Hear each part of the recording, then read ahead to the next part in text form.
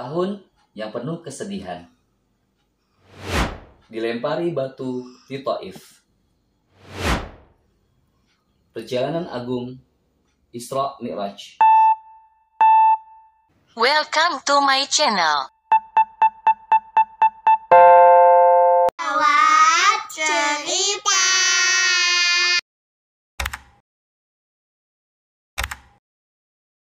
Assalamualaikum. Waalaikumsalam. Apa kabarnya adik-adik? Semoga Allah selalu melindungi dan menjaga kalian ya. Baik, kali ini Paman akan membacakan kelanjutan cerita Muhammad Nabiku. Kisah istimewa sepanjang masa. Bagian ke-6. Cerita ini diambil dari buku yang berjudul sama, karya Aminah Ummu Tazkiyah. Bagi adik-adik yang ingin membacanya langsung, adik-adik bisa dapat membelinya di toko-toko buku terdekat di kota adik-adik. Yuk, sekarang kita simak ceritanya. Muhammad Nabiku. Kisah istimewa sepanjang masa. Bagian ke-6. Tahun yang penuh kesedihan. Abu Thalib beranjak tua.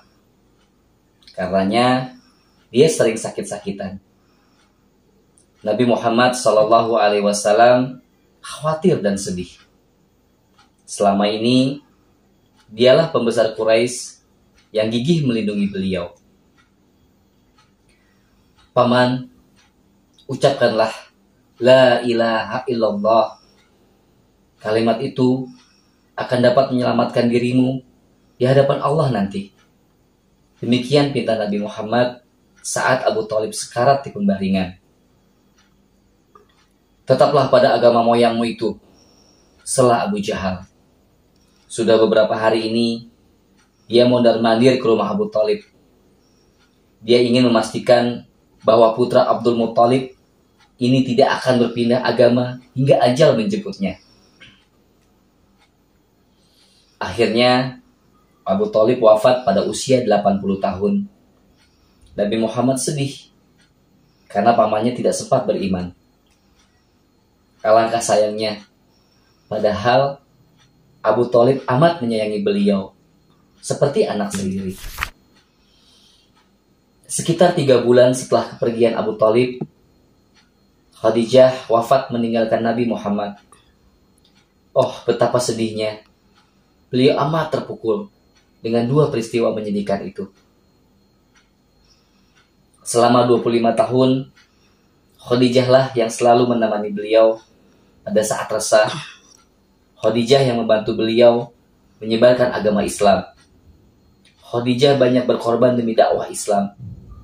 Khadijah yang tadinya seorang wanita terhormat, rela menerima caci maki hanya karena setia pada dakwah suaminya.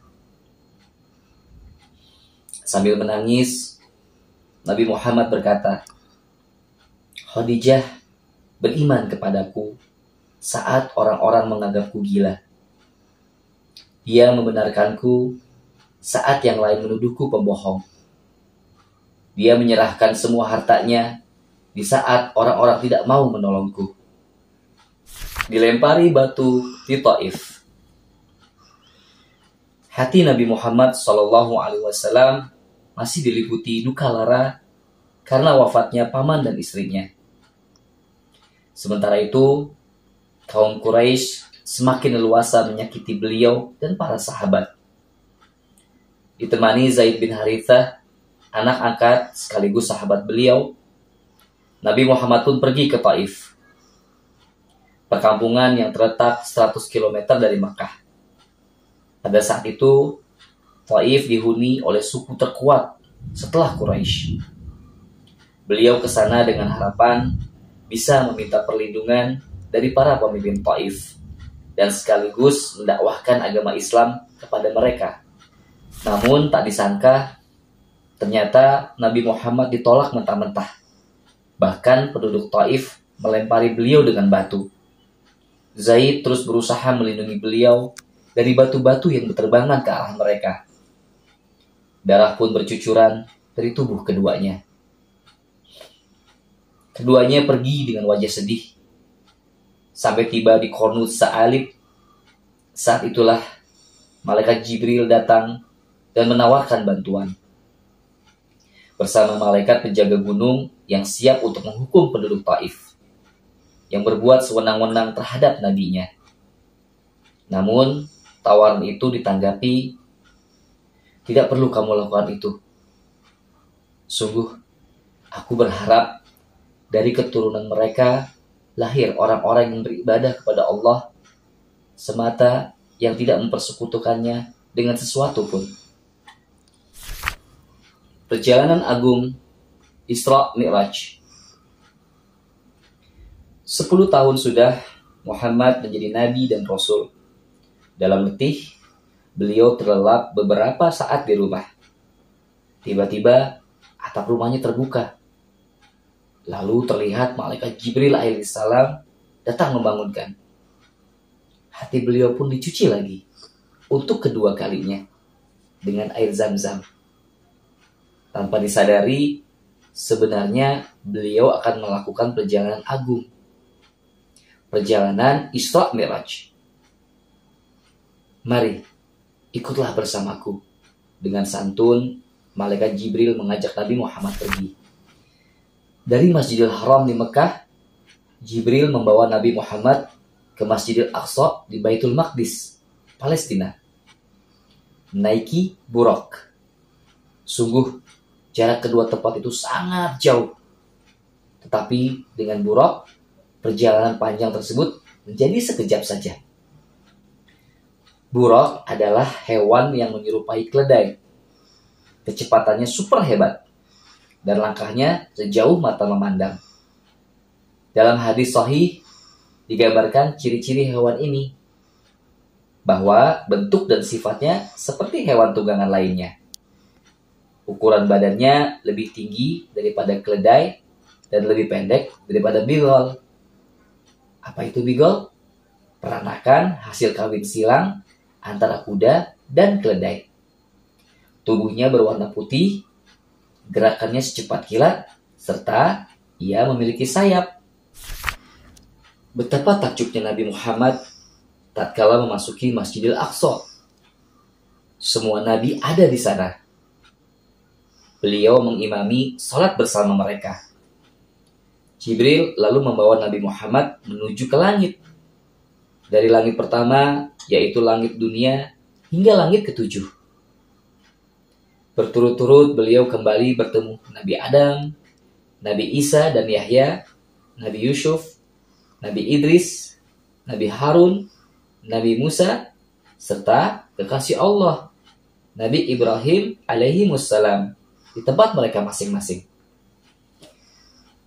Para nabi itu tidak hanya bertemu muka dan mengucap salam kepada Nabi Muhammad SAW, tetapi juga mereka semua beriman kepada risalah terakhir yang beliau sampaikan dari Rabb semesta alam. Nabi Muhammad pun melihat Nabi Musa menangis saat bertemu. "Mengapa engkau menangis?" tanya beliau. "Umatmu yang masuk surga lebih banyak dari umatku," jawab Nabi Musa. Allah mengabadikan perjalanan Isra Mi'raj ini dalam Al-Quran Al-Karim, tepatnya pada surah Al-Isra ayat ke-1, yang artinya, "Maha suci Allah yang telah memperjalankan hambanya, yaitu Muhammad pada malam hari, dari Masjidil Haram ke Masjidil Aqsa, yang telah kami berkahi sekelilingnya, agar kami perlihatkan kepadanya sebagian tanda-tanda kebesaran kami. Sesungguhnya Dia maha mendengar, maha melihat." Kemudian malaikat Jibril alaihissalam membawa Nabi Muhammad ke tempat lain di langit ketujuh, ke sebuah bangunan bernama Baitul Ma'mur, yaitu tempat ibadah bagi penduduk langit, sebagaimana halnya Ka'bah bagi penduduk bumi. Baitul Ma'mur setiap harinya dikunjungi 70.000 malaikat untuk tawaf dan salat. Mereka datang hanya 1 kali, kemudian keluar dan tidak kembali lagi sampai hari kiamat. Baitul Ma'mur letaknya tegak lurus di atas Ka'bah. Setelah itu, Nabi SAW dibawa naik ke Sidratul Muntaha. Beliau sempat melihat malaikat Jibril alaihissalam dalam bentuk aslinya. Pada malam inilah Allah menetapkan kewajiban utama bagi umat Islam, yaitu perintah sholat 5 waktu. Baik, sampai di sini dulu adik-adik. Nantikan ya kelanjutan dari cerita Muhammad Nabiku, kisah istimewa sepanjang masa, bagian selanjutnya di channel Lewat Cerita.